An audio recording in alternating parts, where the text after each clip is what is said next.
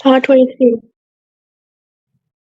23 ना all together, अगर हम 610 को भी काउंट करते हैं, 610 के अंदर रेवलेशन आई थी ना, तो 632 तक जाकर ऑल टुगेदर कितने साल बनते हैं? 23। 23 बनते हैं ना, तो ये 23 किस चीज का टाइम पीरियड है? रेवलेशन का। रेवलेशन का, यानी ऑल टुगेदर कुरान कितने सालों में नाजिल हुआ है? 23 इयर्स। 23 ईयर्स में। उन 23 ईयर्स में से जो है वो कितने साल मक्का के ईयर्स थे? How many years were Makki period? 13। 13 years were the Makki period, very good. And other 10 years were Madani. Madani period. अब ये जो पूरा ऑल टुगेदर मिलाकर, अच्छा इसमें से अब कुरान की ऑल टुगेदर सूरात कितनी है? ऑल टुगेदर कितनी सूरतें हैं 30। कुरान के अंदर? 30। भाई यार 30 पा रहे हैं वो, सूरतें नहीं है, सूरतें अलग हैं। सूरतें बहुत ही हैं, जैसे पूरी पूरी एक एक सूरत है ना, सूरह फातिहा पहली सूरत है, सूरह बकरा दूसरी, आल इमरान तीसरी है, ये सूरतें होती हैं। सूरह निसा पांचवी, सूरह माइदा चौथी, इस तरह से सूरतें हैं ना। और सूरह नास आखिरी है, सूरह फातिहा से शुरू हो रहा है, सूरह नास पे खत्म हो रहा है। सूरतें आइडिया है किसी को, सूरतें कितनी है कुरान की? आमना, कितनी सूरतें? 30 सूरतें बेटा, 30 से पारे हैं। मुझे याद नहीं आ रहा। हाँ 30 सूरतें नहीं है, 30 से पारे हैं, ठीक है। हाँ जहरा तुम बताओ 100 एंड समथिंग है ना, कितने हैं? 100 एंड कुछ। 100 एंड 124। कुछ। कितने हैं? कौन बोल रहा है? किसने बोला? जी, 124। कौन बोला था अभी? शिबरा बोली थी? नहीं आमना। कौन बोला था बेटा? किसी ने बताया तो था 100 एंड मैंने आमना ने 124। 124 नहीं, 10 कम कर दो इसमें से, 10 जेब से डाल दी। 114। हाँ 114। 114, यस 114 जो है वो ऑल टुगेदर सूराज हैं कुरान की, ठीक है। यानी कुरान जो है वो उसकी ऑल टुगेदर अगर 114 सूराज हैं, उनमें से 13 इयर्स प्रॉफिट मक्का में रहे। मक्का में जो है वो नाजिल हुई हैं 86 सूराज। कितनी? 86। 86। अब बाकी कितनी रह गई? वो सब मदीना में नाजिल हुई हैं। कितनी रह गई? 114 में से 86 निकालना है यार, मुझको मैथ नहीं आती, तुम लोगों को भी नहीं आती। मिस 86। 86 तो मक्की हुई ना, उसमें से 114 में से 86 निकालो, कितनी बच गई? हाँ यही पूछ रही थी। हाँ 86 निकालो, कितनी बच गई? 114 में से 28। 86 निकालो, हाँ 28। 28। 28 यस, 20 कितनी हो गई? मक्की सूराज हो गई ऑल टुगेदर 114 सूराज हैं, जिनमें से मक्की कितनी हो गई? मक्की 86 हो गई। 86। मक्की 86 हो गई, और मदनी 28। 28 हो गई। अब देखो, देखने में क्या लग रहा है, कौन सी ज्यादा है? मक्की ज्यादा है, मदनी कम है। कम है, ठीक है। लेकिन अगर कुरान के अंदर हम उसको डिवाइड करें ना, तो कुरान के अंदर जो वेटेज है ना, वो मदनी की ज्यादा और मक्की की कम है। तो वो हमें आगे चलकर इसके रीजन भी पता चलेगा कि क्यों, क्योंकि मदनी सूरत बेसिकली टॉल है, सॉरी लॉन्ग है, सारी लॉन्ग है। मेरे दिमाग में कुछ कुछ सोचते सोचते डिटेल्ड टॉल है ना। नहीं, मेरे दिमाग में कोई बंदा चल रहा था और मैंने कुछ सोचते सोचते जवाब दिया, और मैंने कहा टॉल है, टॉल नहीं है, लॉन्ग है। हाँ, क्या कह रही हो बेटा? कुछ कह रही थी हम ना? मैं ये कह रही थी ना, लंबी और डिटेल्ड है। हाँ लंबी लंबी और डिटेल्ड है, इस वजह से उनके अंदर कहानियां बहुत ज्यादा है ना, तो अहकामात बहुत ज्यादा है, कमांडमेंट्स बहुत ज्यादा है, तो इसलिए इस जो वेटेज है ना, वो मदनी सूरज का ज्यादा और मक्की सूरज का कम है। अब मक्की सूरज जो है वो इखलास, फलक, नास नंबर में वो बढ़ जाती हैं, क्योंकि देखो छोटी छोटी छोटी करके हैं, तो अगर हम क्वांटिटी में काउंट करते हैं ना, नंबर्स में वो बढ़ जाती हैं। और अगर हम उसमें काउंट करते हैं, डिटेल्स में काउंट करते हैं, तो सूरह बकरा ही खाली 3 सिपारों पे मुश्तमिल है। सूरह बकरा मदनी है, तो वेटेज में मदनी बढ़ जाती है, इसलिए कुरान के अंदर जो बेसिक पार्ट, बड़ा पार्ट है, वो मदनी सूरह को मिलता है। ठीक है, तो ये तो हो गई ऑल टुगेदर की कहानी। अब ये जो ज़हरा तुम्हारे आने से पहले मैं ये कह रही थी कि ये जो क्वेश्चन आता है मोड्स ऑफ रेवलेशन का, नाम तो इसका मोड्स ऑफ रेवलेशन है, लेकिन बेसिकली इसके वेरिएंट्स बहुत ज्यादा हैं। एक क्वेश्चन सिंपल सिर्फ ये आता है, write down the detail account of the revelation 610 to 632। उन्होंने नाम बोर्ड्स का नाम लिया, नवेस का नाम लिया, कुछ भी नहीं कहा। उन्होंने सिंपली बस सिर्फ आपको कह दिया कि 610 से 632 के बीच में जो रेवलेशन आई है, बस उसके बारे में लिखें।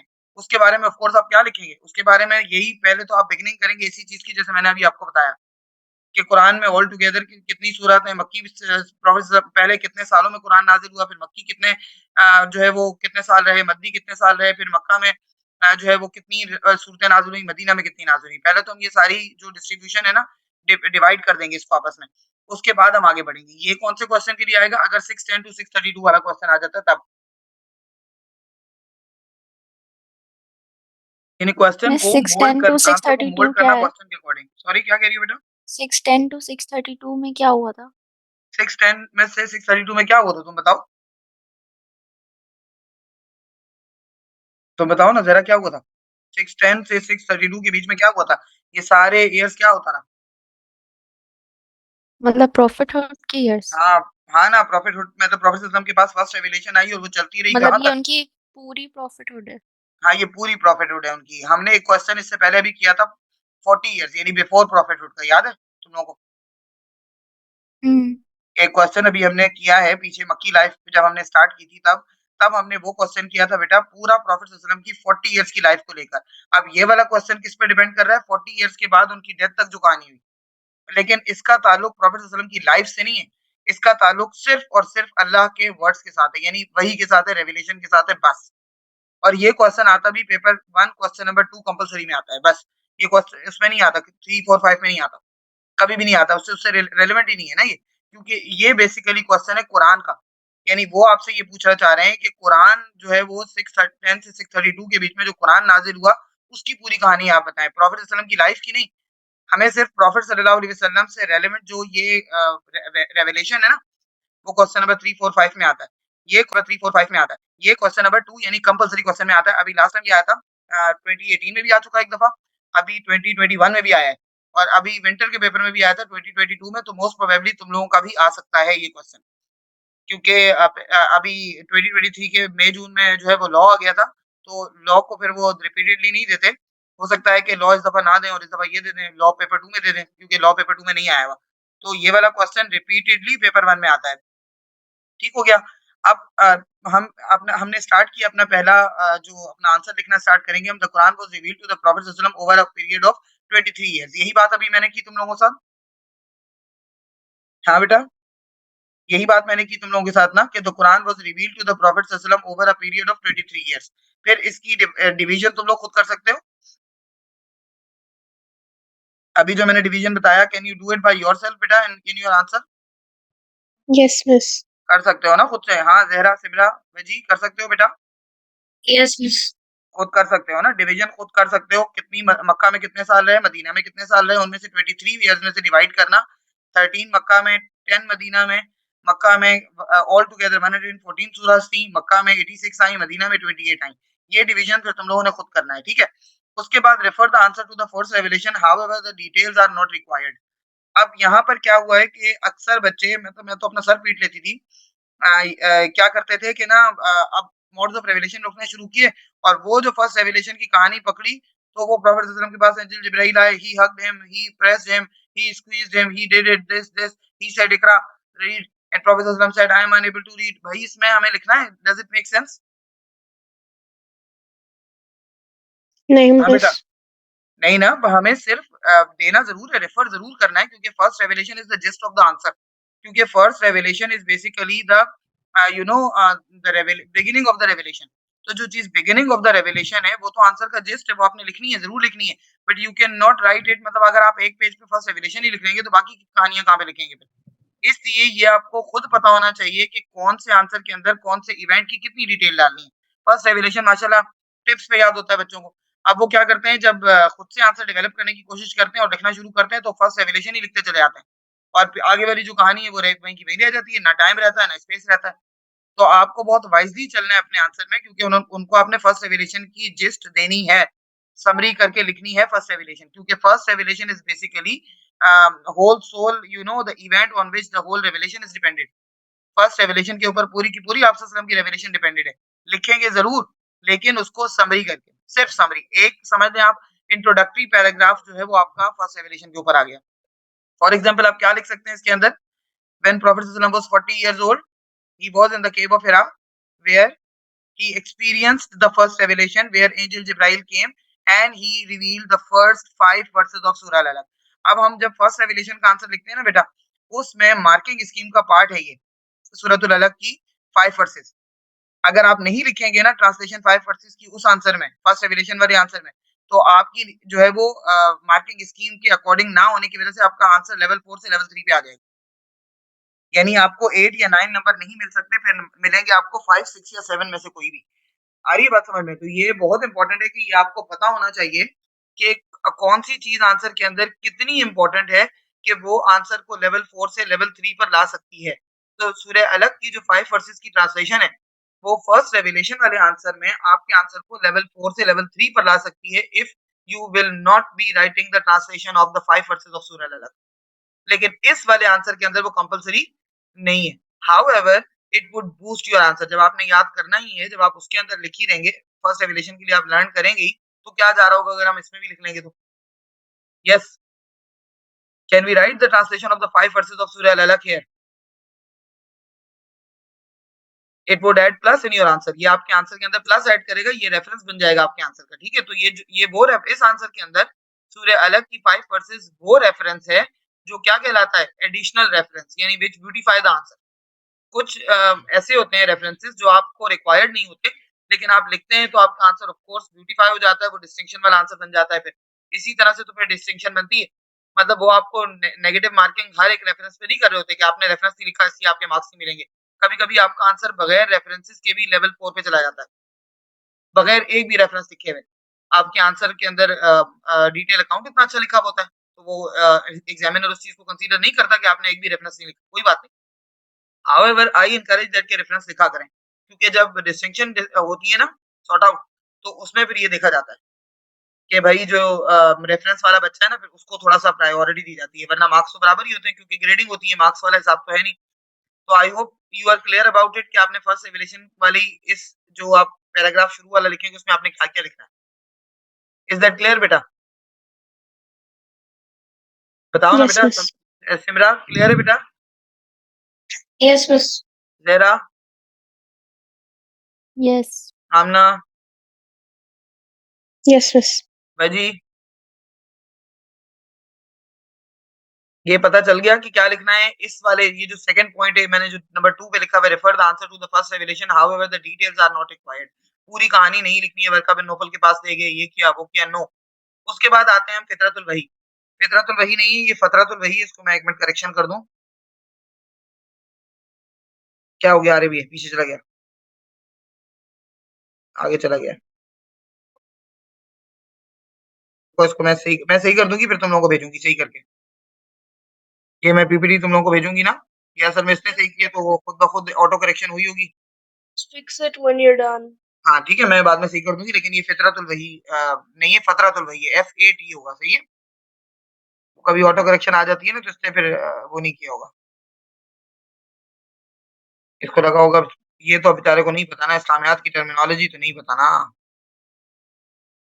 चलो अच्छा, फतरतुल वही किसे कहते हैं बेटा? 6 month gap.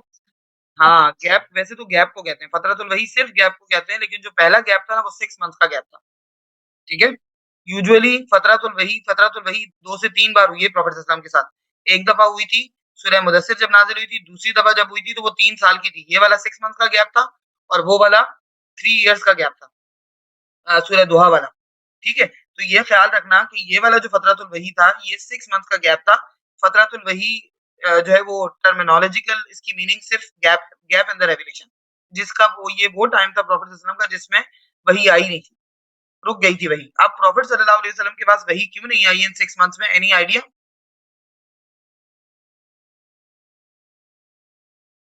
बस उनको थोड़ा प्रिपेयर करने के लिए। यस, बिकॉज़ अल्लाह ताला चाह रहा था ना कि देखो प्रॉफेट सल्लल्लाहु अलैहि वसल्लम प्रिपेयर्ड हो जाएँ, क्योंकि अल्लाह ताला के वर्ड्स को डाइजेस्ट करना आसान नहीं था। अभी भी प्रॉफेट सल्लल्लाहु अलैहि वसल्लम जब वर्का बिन नौफल के पास गए और मतलब जब वो घर आए थे वो कितने परेशान थे, और फिर उसके बाद वो वर्का बिन नौफल के पास गए, वर्का बिन नौफल ने उनको तसल्ली भी दी, सब किया, but the words of Allah they are not easy to digest. Prophet सल्लल्लाहु अलैहि वसल्लम को अल्लाह ताला ने उसको प्रिपेयर अपने आप को करने के लिए टाइम दिया। इसलिए 6 मंथ का गैप आया, लेकिन समहाउ प्रॉफेट सल्लल्लाहु अलैहि वसल्लम व्हिच कॉज़्ड द प्रॉफेट सल्लल्लाहु अलैहि वसल्लम टू वरी, इस चीज़ ने प्रॉफेट सल्लल्लाहु अलैहि वसल्लम को परेशान कर दिया। परेशान क्यों कर दिया कि समहाउ अल्लाह तो उनको टाइम दे रहा है, लेकिन वो अपने तौर पर ये भी तो सोच रहे थे ना कि पता नहीं अल्लाह ताला को हो सकता है अल्लाह ने अपना डिसीजन ही चेंज कर दिया, और अल्लाह तो मालिक है, अल्लाह ताला तो मास्टर है भाई, लॉर्ड है वो चाहे तो अपना डिसीजन बदल दे, क्या पता उसको मैं सूट ही ना लगाऊँ इस काम के लिए। कभी-कभी हमें कोई रिस्पॉन्सिबिलिटी दी जाती है और फिर वो रिस्पॉन्सिबिलिटी हमसे हमें देने के बाद कभी उसका ज़िक्र भी नहीं किया जाता। कोई हमें कुछ कह ही नहीं रहा होता कि तुमने ये काम करना है, तो हमें कितना लेफ्ट लेफ्ट आउट फील करते हैं हम। कि यार मुझसे तो कोई काम ही नहीं करा रहे, मैं तो ऐसे ही बैठी हुई हूँ। अब मैं कॉलेज जाऊँ और वहाँ जाके मैं मतलब मुझे कोई क्लास ना दी जाए, कुछ ना दिया जाए और मैं बस बैठ के वापस आ जाऊँ, तो कितना बंदा लेफ्ट आउट फ़ील करता है कि यार मुझे अपॉइंट किस लिए किया था, जब मुझसे काम ही नहीं कोई करवा रहा। तो प्रॉफिट सल्लल्लाहु अलैहि वसल्लम भी उन 6 मंथ्स में ही स्टार्टेड बीइंग वरीड कि पता नहीं क्या हुआ कि अल्लाह ताला ने मुझसे क्या नाराज़ हो गया या मुझसे कोई गलती हो गई या मैं इस काबिल नहीं हूँ जैसे हम सोच रहे हैं कि मुझे ये ज़िम्मेदारी दी जाए। तो इट कॉज़ प्रॉफिट सल्लल्लाहु अलैहि वसल्लम to be worried but once they started again, अब दे स्टार्टेड अगेन में आप क्या लिखेंगे बेटा कौन-सी सूरत से? Once again when they started they became frequent and smooth. और फिर दूसरी पहली वर्सेस थी इसकी सूरतुल अलक और दूसरी थी सूरह मुदस्सिर बेटा, सूरह अल मुदस्सिर कौन-सी वर्सेस थी? तो मैं बल्कि है ना इसको साथ-साथ एडिट करती भी जाऊँ कहीं-कहीं ऐसा नहीं कि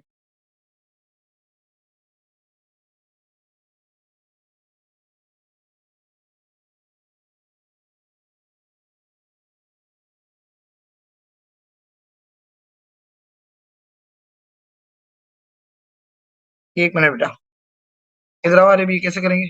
ये ऊपर से ये फ्लैग कैसे हटाऊँ मैं?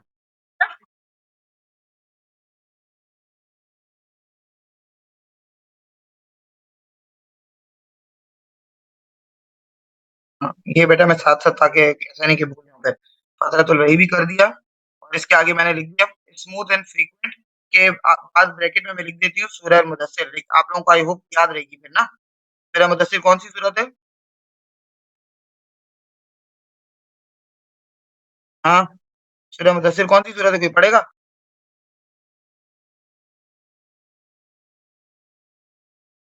कोई पढ़ेगा बेटा? थोड़ा-सा पढ़ेगा सूरह मुदस्सिर को कोई? या अय्युहल मुदस्सिर कुम फ़अंज़िर रब्बका फ़कब्बिर व सियाबका फ़ताहिर। नहीं पढ़ी सूरह मुदस्सिर कभी भी नहीं पढ़ी तुम लोगों ने ना? हुँ, बताओ बेटा।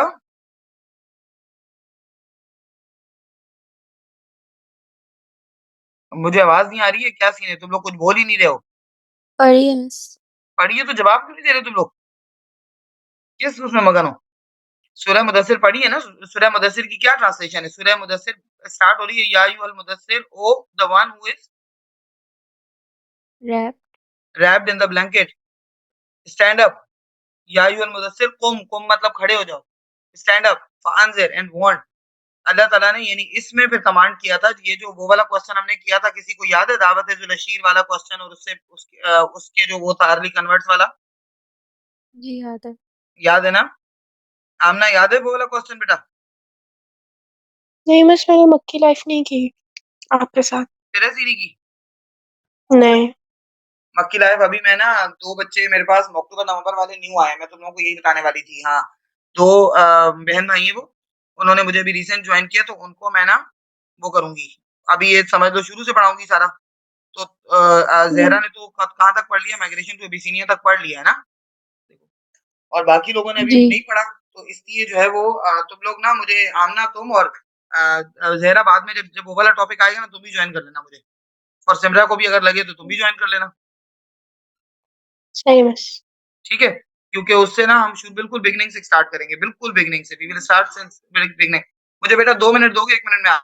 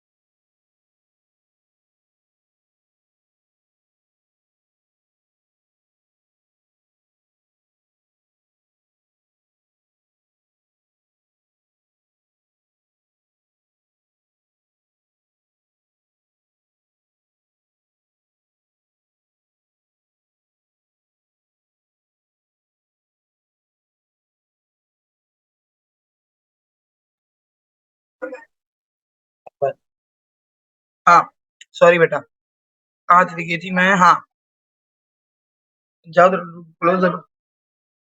अच्छा, अब क्या हुआ उसके बाद कि सूरह मुदस्सिर के अंदर अल्लाह ने मतलब वही कमांड दी प्रॉफेट सल्लल्लाहु अलैहि वसल्लम को, जो कमांड प्रॉफेट सल्लल्लाहु अलैहि वसल्लम ने जो वर्ड्स अपने लिए खुद यूज किए थे ना, जब वो अपने घर गए थे तो उन्होंने कहा था कि हजरत खदीजा से क्या कहा था? Rap me up. रिमेंबर यही कहा था ना, रैप मी अप। कहीं जी कहीं पर रैप मी अप इन जी द ब्लैंकेट भी लिखा हुआ आता है। तो प्रॉफेट सल्लल्लाहु अलैहि वसल्लम के लिए अल्लाह ने भी वही वर्ड यूज किए। अल्लाह ने प्रॉफेट सल्लल्लाहु अलैहि वसल्लम से कहा कि या अय्युहल मुदस्सिर कुम फांजिर, ए कंबल में लिपटे हुए, यानी उस वक्त तो आप कंबल में आके लिपट गए थे, लेकिन अब सेकंड रेवलेशन के बाद कंबल में नहीं लिपटना। अब क्या करना है? Now stand up and warn. तो यहाँ से कहानी शुरू हो गई। अच्छा, मैं कह रही थी कि मैं वो जो क्लास मेरी शुरू होगी ना बेटा, फिर तुम लोग ज्वाइन कर लेना उसको मेरे साथ, ठीक है? वो वाले टॉपिक्स के लिए खाली, जो टॉपिक्स तुम लोगों ने नहीं किए बस, बाकी फिर हमारी जो स्मूथ चल रही है चलती रहेगी। ठीक है? आमना ठीक है। सुन लिया बेटा? तुमने जी जी मिस। आमना ने बिल्कुल मक्की लाइफ तुमने, मैंने स्कूल में भी नहीं पढ़ाई तुम्हें ना, इसलिए तुम्हें प्रॉब्लम हो रहा होगा। जी ठीक है, मैं इंशाल्लाह ये देखो आज से शुरू होनी थी, लेकिन आज मैंने तुमको बता दिया था कि आज से नहीं शुरू करी, मंडे से शुरू करूंगी, क्योंकि आज घर में गेस्ट आने थे। मैंने कहा ये वाली तो स्केड्यूल क्लास है, उसको तो मिस नहीं कर सकती, तो वो वाली मैंने कहा कि बाद में चलो स्टार्ट कर दूंगी। चलो अब आगे बढ़ते हैं। Once they started again they came strongly and frequently. सूरह मुदस्सिर आई, फिर सूरह मुदस्सिर के बाद सूरतुल हिज्र आई, सूरतुल नहीं सूरह हिज्र नहीं, सूरह वो आई, सूरह वो आई, सूरतुल शोरा आई।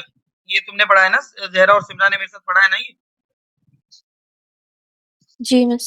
याद है ना? मुदस्सिर के बाद शोरा आई। अगर तुम लोगों को ये याद हो ना बेटा, और याद रख सको, क्योंकि उस आंसर में तो याद करना ही करना है ये, तो अगर तुम इस आंसर में भी इसको मतलब वो तुम्हें याद हो, तो तुम अगर लिखोगे तो it would boost your answer. ये चीज आपके आंसर के अंदर प्लस ऐड करेगी। तो अगर आप लिख सको तो जरूर लिखो कि फर्स्ट 5 वर्सेस ऑफ सूरह अल-अलक, देन सूरह मुदस्सिर, देन सूरह शोरा, जिसके बाद दावत ज़ुलशीर हुई थी, एंड आफ्टर दैट सूरह हिज्र आई, जिसके बाद ओपन ब्रीच स्टार्ट हो गई थी। तो ये वाली सूरतें, ये तरतीब है, यानी एज पर द रेवलेशन, ये क्या है? सीक्वेंस है। इस सीक्वेंस के साथ रेवलेशन आना शुरू हुई, फिर आगे वो स्मूथ हो गई, फिर आती रही। उसके बाद क्या हुआ कि दिस सेक्रेट सीक्वेंस ऑफ वही रेवलेशन एंड रिसाला prophethood came to an end with the last of the prophets prophet Muhammad सल्लल्लाहु अलैहि वसल्लम। यानी ये जो रेवलेशन का सिलसिला था, ये जो शुरू हुआ था आदम अलैहिस्सलाम से, क्योंकि रेवलेशन सिर्फ प्रॉफिट सल्लल्लाहु अलैहि वसल्लम पर तो नहीं आई ना, जितने दुनिया में नबी आए 1,24,000 मैसेंजर्स, देखो उनके पास किताब आई हो या ना आई हो, but did they use to receive the revelation, या रेवलेशन जी सिर्फ मिस। लिखी है? नहीं मिस, अल्लाह से कमांडमेंट्स भी तो आई होंगी ना उनके लिए। बिल्कुल, अल्लाह से कमांडमेंट्स भी आई हैं बहुत सारी। जैसे हजरत याकूब अलैहिस्सलाम पे देखो कोई किताब नहीं आई थी, लेकिन हजरत याकूब अलैहिस्सलाम के लिए अल्लाह ताला ने वही भेजी, जिसमें अल्लाह ताला ने कुछ सर्टेन चीजों का उनको कहा कि ये चीजें आप अपनी कौम को बताएं कि ये उनके लिए हलाल नहीं है। जैसे कि ये जो जानवर होता है, मैंने आपको पहले भी बताया था कि हम मुसलमान जो है वो जानवर को सर से पैर तक खा लेते हैं, हमारे लिए हलाल है, लेकिन ज्यूज की कमांडमेंट में ऐसा नहीं था। वो सिर्फ मीट यानी मसल्स खाते थे जानवर का, बस। ये ऑर्गन्स वगैरह कुछ नहीं, दिल, फेफड़े, गुर्दे सब नहीं खाते थे वो। मतलब हम तो लंग्स भी खा जाते हैं, लिवर भी खा जाते हैं, और पता नहीं हर चीज ही खा जाते हैं, सर भी खा जाते हैं लोग तो, इवन की टंग तक खा जाते हैं, उसकी टेल भी खा जाते हैं। तो मतलब इस, क्योंकि ये हलाल है और इसमें कोई ऐसी बात नहीं है कि हराम है या खुदा ना खास्ता नहीं है, ये इट इज हलाल, but for them it is not हलाल। Commandments are a sort of the criteria is different. इसीलिए मैंने कहा था कि Jews are those people who are very close to us, यानी फेथ के अंदर मुसलमानों से बहुत क्लोज है। तो अब रेवलेशन सबके पास आई है। 1,24,000 messengers who came in this world, they all received the revelation, however not in the form of a book. Who received the revelation in a form of a book? They were considered as, they were called what? We know them how? रसूल। रसूल। और रसूल। जो नहीं, जो जिनके साथ अल्लाह ने सिर्फ कम्युनिकेशन की है वो प्रॉफिट से, ये डिफरेंस आ गया, यानी नबी थे, नबी थे। वो नबी थे। अब इसके बाद क्या हुआ कि प्रॉफिट सल्लल्लाहु अलैहि वसल्लम के पास जब ये सिलसिला रेवलेशन का चलता रहा तकरीबन 23 इयर्स तक, उसके बाद रेवलेशन के डिफरेंट डिफरेंट तरीके थे। पहला तरीका जो बड़ा मोस्ट कॉमन है, हजरत आए तो देखो थे तो जिब्राइल अलैहिस्सलाम, ये तो हम सबको पता है, अंडरस्टूड है कि हजरत जिब्राइल अलैहिस्सलाम mainly involved in the revelation. हाँ, ऐसा ही है। जी हजरत जिब्राइल अलैहिस्सलाम was mainly involved in the revelation, लेकिन हजरत जिब्राइल अलैहिस्सलाम की किस किस फॉर्म में वो आए, किस किस तरीके से रेवलेशन लेकर आए, दैट वाज डिफरेंट। ठीक है, अब पहला जो तरीका था, जो मोस्ट कॉमन वे ऑफ हजरत जिब्राइल अलैहिस्सलाम वाज ह्यूमन फॉर्म।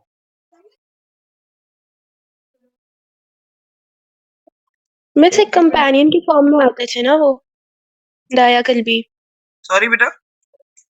मिस मैं कह रही थी कि वो एक कंपेनियन के फॉर्म में आते थे ना, हाँ हाँ उनकी बिल्कुल, एक मतलब कंपेनियन की शक्ल फॉर्म में में आते आते थे। थे। ये तो आप सल्लल्लाहु अलैहि वसल्लम के पास था, लेकिन पिछले जितने भी प्रॉफिट्स के पास आए हैं उसमें भी वो ह्यूमन फॉर्म में आते थे। लेकिन चूंकि हमारा टॉपिक प्रॉफिट सल्लल्लाहु अलैहि वसल्लम हिमसेल्फ है, तो हम प्रॉफिट सल्लल्लाहु अलैहि वसल्लम को ही एड्रेस कर रहे हैं यहाँ पर। तो ज्यादातर हमने आगे शायद मैंने लिखा हुआ भी है, there were different ways in which verses were revealed to the prophet sallallahu alaihi wasallam. Sometimes angel jibril would come in the form of a man. हम पहले तो जनरल लिखेंगे कि वो डिफरेंट डिफरेंट तरीके से आते थे। और पहला तरीका क्या था कि he used to come in a form of a man which the companions witnessed. अब से देखो ये कितना, कभी कभी बंदा सोचे तो आप डेप्थ में चले जाएं इसकी, कि companions used to witness, they know it के ही इज जिब्राइल अलैहिस्सलाम। क्योंकि वो मैंने अभी आमना ने क्या बताया किसकी फॉर्म में आते थे, दाया कल्बी। दाहिया कल्बी की। एंड सी दैट के दाहिया कल्बी is already sitting in the prophet सल्लल्लाहु अलैहि वसल्लम's gathering and another दाहिया कल्बी is coming, so it was understood for the companions, isn't it? जी मिस मिस। मतलब तो दाया अंडरस्टूड कल्बी था में ना? दूसरे हाँ इंसान भी थे? क्या दूसरे इंसान भी थे वो? क्या थे? मतलब दाया कल्बी दूसरे एक और इंसान भी थे मतलब? हाँ ना, प्रॉफिट की कंपेनियन थे ना दाहिया कल्बी, और मक्कन कंपेनियन थे। इनकी डेथ हुई थी दाहिया कल्बी की हजरत उमर रजी अल्लाह तआला ने की उसमें खिलाफत में। और बड़े रिनाउंड कंपेनियन थे हजरत दाहिया कल्बी, और बड़े एक मुसअब बिन उमैर और एक दाहिया कल्बी। इन दोनों के बारे में आता है कि प्रॉफिट सल्लल्लाहु अलैहि वसल्लम से बड़ा रिजेंबल करते थे। दाहिया कल्बी भी प्रॉफिट सल्लल्लाहु अलैहि वसल्लम से बड़ा रिजेंबल करते थे। जब 7 ईयर ऑफ हिजरा में प्रॉफिट सल्लल्लाहु अलैहि वसल्लम ने लेटर्स लिखे थे ना एम्परर्स को, उनमें से एक एम्बेसडर दाहिया कल्बी भी थे। One of the ambassador was दहिया कल्बी आल्सो। तो दहिया कल्बी जो है वो होते थे मौजूद, और दूसरे दहिया कल्बी आ रहे होते थे। तो it was sort of like उनको पता चल जाता था, अंडरस्टूड कि ये वो हैं हजरत जिब्राइल अलैहिस्सलाम है। अब उसकी मिस एग्जांपल हम क्या लिख सकते हैं, हदीस जिब्राइल। क्योंकि हदीस जिब्राइल में तो वो दहिया कल्बी की फॉर्म में नहीं थे, लेकिन बहरहाल हदीस जिब्राइल में जो है वो ह्यूमन फॉर्म में आए थे। कभी कभी वो अपनी फॉर्म दहिया कल्बी से चेंज भी करते थे, हम ऑफन की बात कर रहे हैं। ज्यादातर दहिया कल्बी की फॉर्म में आते थे, but it could be different also. हदीस जिब्राइल में वो दाहिया कल्बी की फॉर्म में नहीं थे, राइट। लेकिन हदीस जिब्राइल हमारे पास एग्जांपल है ह्यूमन फॉर्म की।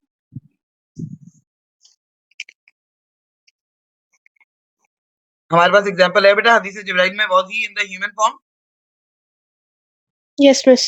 और फिर फर्स्ट रेवलेशन में inside of the cave, first revelation के अंदर, in first revelation inside the केव, जब अंदर प्रॉफिट सल्लल्लाहु अलैहि वसल्लम ने उनको एक्सपीरियंस किया था, he was in the form of a human. मैंने आगे लिख दिया है कुछ चीजें। मैं ये असल में मैंने वो बनाई थी पीपीटीज उसके लिए ना, वर्कशॉप्स होती है ना जो ग्रैंड वर्कशॉप्स, तो उसमें बड़ा क्विक चल रहा होता है, तो उसमें इतनी चीजें नहीं लिख रही होती मैं। लेकिन चलो अभी जब हाथ के हाथ बैठी हुई है तो मैंने कहा ऐड ऑन भी कर दूं। First revelation inside the cave of हिरा। तो चलो मेरी पीपीटी बल्कि स्ट्रांग हो जाएगी ना, आगे इंशाल्लाह वर्कशॉप्स होंगी, आप लोगों की भी होंगी और फिजिकल भी होंगी। In the first revelation inside the cave of Hira, Prophet sallallahu alaihi wasallam came in a form of a human. और फिर उसके बाद usually he would come in the form of Dahiya Kalbi, जो हम discuss कर चुके हैं। Certainly at other times he has come in other forms as well. In any case, this mode of the coming of Wahi, when it was brought by Jibrail, when Jibrail appearing in human form was the easier on the Prophet sallallahu alaihi wasallam. अब देखो revelation के जो तरीके थे ना, उसमें sensation तो होती थी प्रॉफिट सल्लल्लाहु अलैहि वसल्लम को, फीलिंग्स होती थी, लेकिन वो फीलिंग्स की इंटेंसिटी में फर्क था। कभी कभी तीन तीन तरह की फीलिंग्स प्रॉफिट सल्लल्लाहु अलैहि वसल्लम को होती थी, हैवी बॉडी, स्वेटिंग, ये आगे लिखा हुआ है, वो आगे आएगा, लेकिन मैं समझाने के लिए बता रही हूँ आप लोगों को। हैवी बॉडी, स्वेटिंग, और तीसरा था shivering. Sweating in the cold and shivering in the summer, मतलब ऑपोजिट होता था।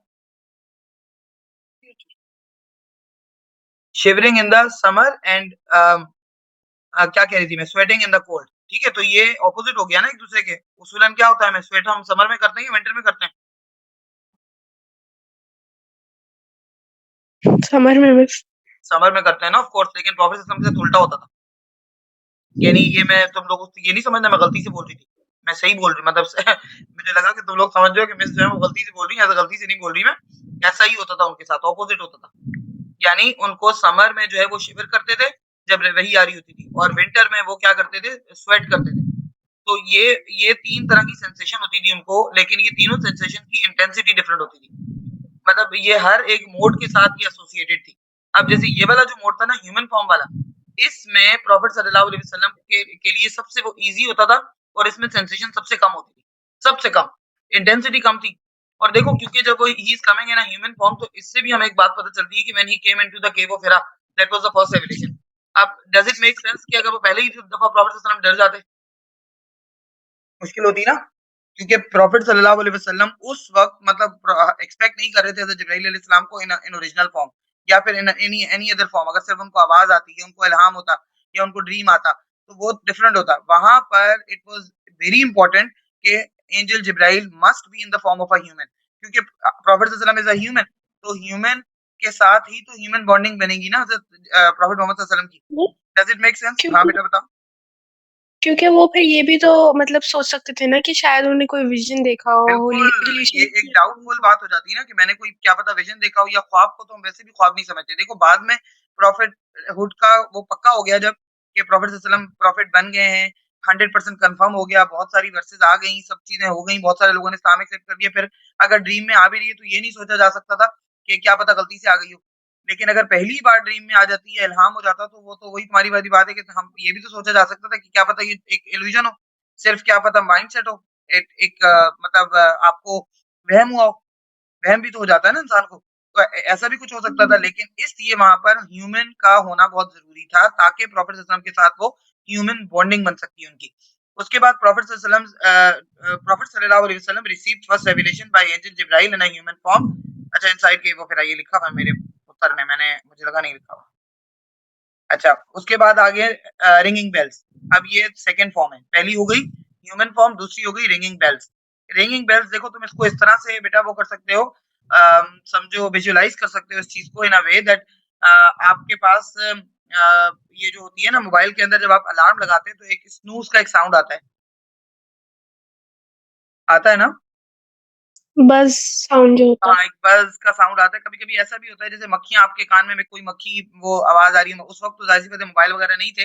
लेकिन जिस तरह से एक शहद की मक्खी अगर आपके कान में भूं, भूं कर रही हो तो एक अजीब-सी आवाज़ आती है और इरिटेटिंग होती है वो, इज़न्ट इट?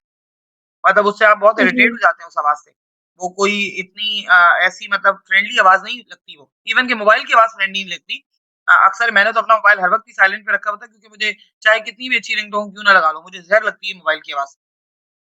मतलब मैं बाद में जाके मिस्ड कॉल वगैरह चेक कर लेती हूँ, देख लेती हूँ किसकी आई है, कॉल बैक कर लेती हूँ, लेकिन यूजुअली मैंने अपना मोबाइल साइलेंट पे रखा होता है क्योंकि वो आवाज़ आई I hate that voice, that sound. तो वैसे भी मतलब अच्छा नहीं लगता। अब रिंगिंग बेल्स की फॉर्म जब ये वाली जो फॉर्म है ना, जिस तरह ह्यूमन फॉर्म थी